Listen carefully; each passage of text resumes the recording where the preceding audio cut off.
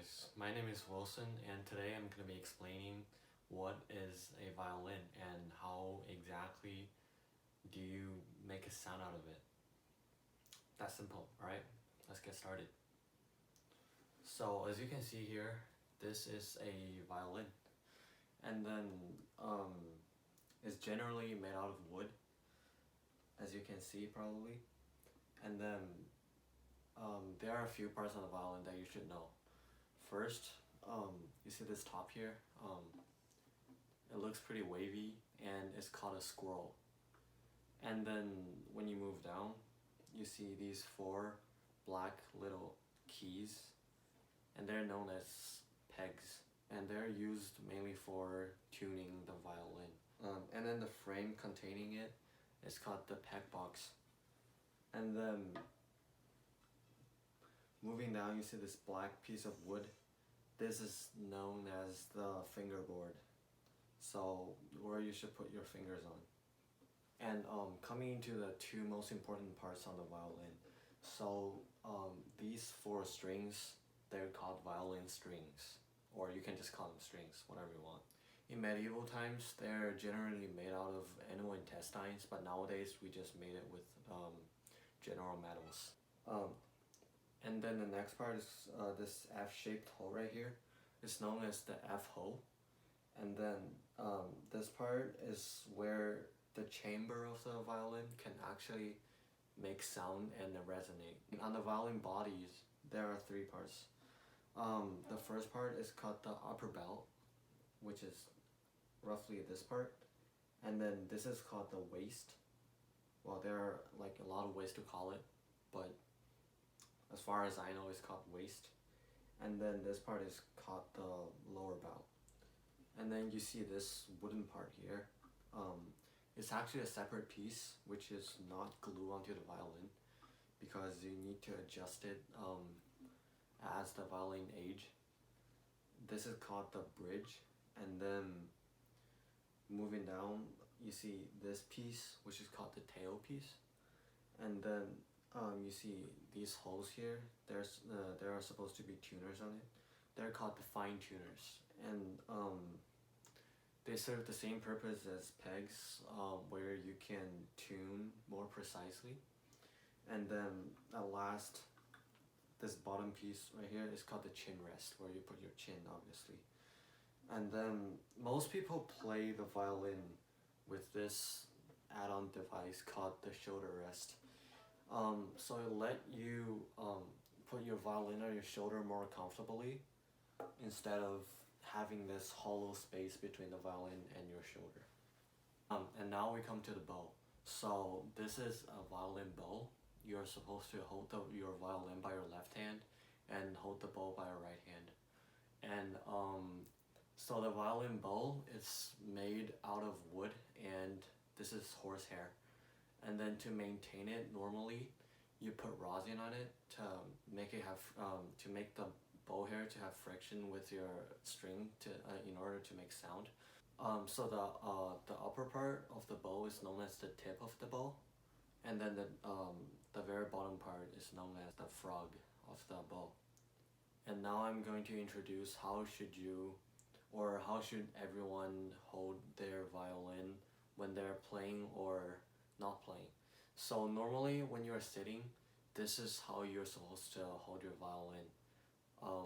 If you're in a string quartet, for example, before the conductor gives his or her signal, this is your ready position. And then after the signal, you're supposed to lift your violin up and put your bow on the string like this. So when you're holding the violin, your thumb is on the left side of the fingerboard, and the rest of your finger is on the right. And then your left chin should rest on the chin rest, and then your shoulders should be on the shoulder rest if you have one. And then make sure your bow is on the part of the string where it's between the fingerboard and the bridge, so this part. It should be at this part, and the bow should be vertical to the violin strings. So this should be your general bow placement. And then how should you hold your bow? Yeah, so let's say this is a string, and then if you are going to hold your bow, you're going to put your thumb right here between the two black part of the bow, and then you rest 4 of your fingers on it, and then none of your fingers above should be exerting force. They should be as relaxed as they can be, so you're really just doing this. And now I'm going to introduce the 4 basic tunes that are played by the violin. So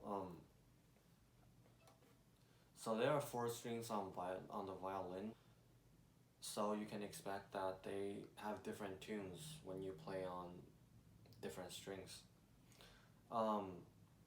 So on this leftmost string, it's G, and when you play it, it sounds like this.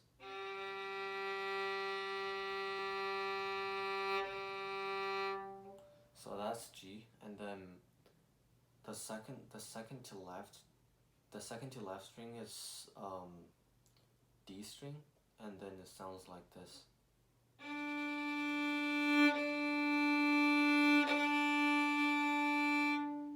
And then the second to right string is known as A string, and then it sounds like this.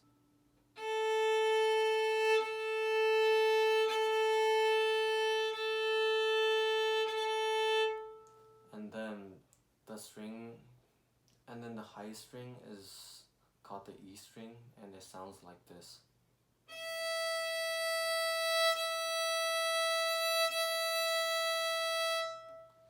So these are the 4 open strings that you play. These are how the 4 open strings sound like when you're playing. And by open string, I refer to where you only play the string without putting fingers on it. And at the last part of the video, I'd like to talk about how you could maintain your violin. So first and foremost, the most important part of good violin maintenance is the rosin on your bow. So as I mentioned before, with too less or even no rosin, the bow is barely going to make a sound on your violin, which we don't want to see that. So to put rosin on your bow, I actually have a piece of rosin here. So you basically hold the bow like you're playing on the violin, and then, well, there's really no like correct way that you do it. And then every time you check for enough rosin, you kind of just use your fingertip to just kind of dip on the bowl. And then if you see like a little powder on your fingertip, then it means that your violin's well rosined. But I mean, most people just tell by listening to the sound it makes on the string. But for beginners, this might be a better way to tell. And another point about your bow, the horsehair is actually adjustable. So you see this little tuner here, you can twist left if you want to loosen your bow, which is like this, and then that's like a good amount of loose, and then this is like how loose you should put it in your violin case after you play. And then if you're back in playing, then you just twist right here. And the general question should be like, how much should I tighten my bow? Well, I would say normally it's like when you can barely put your pinky through the middle of the bow, that's enough. And in drier climates, your bow may actually get tighter than you expected, so you should really pay attention on your bow when you're playing your violin. So whenever you play your violin, the 4 strings must be in tune before you play. So say your D string is out of tune. So what you gotta do is you need to find a tuner like this, and then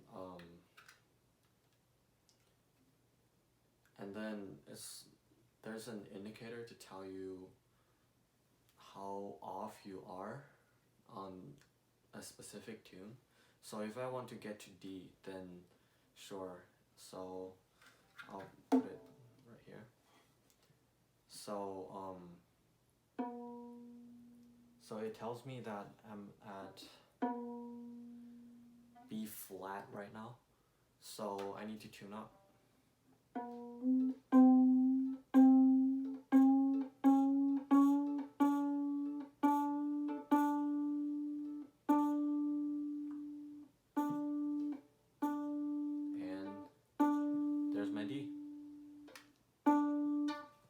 For tuning, please be aware of two things.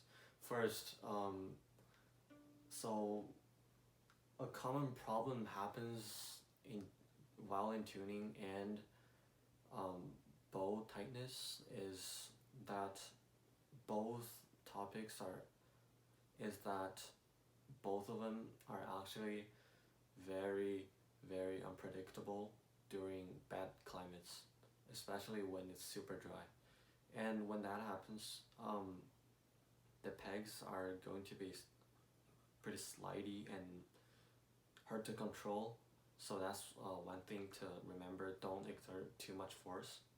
And the second thing to pay attention to is when you're tuning your E string, you should really face your violin towards nobody. So not even someone else, not even you, when you're tuning it. So like this. This is because E string, as you can see here, is like the skinniest one, and then it gets pretty fragile if you exert too much force on it, and when it snaps on your face, it doesn't feel good. It's gonna leave a mark and for 3 days, and you need to get a new E string. Last, if you live in a very bad climate, you should pay attention to the humidity and the temperature. So normally violin would do pretty well above, I'd say, 10 degrees Celsius. Below that it's gonna crack. And I mean, there's no really heat limit.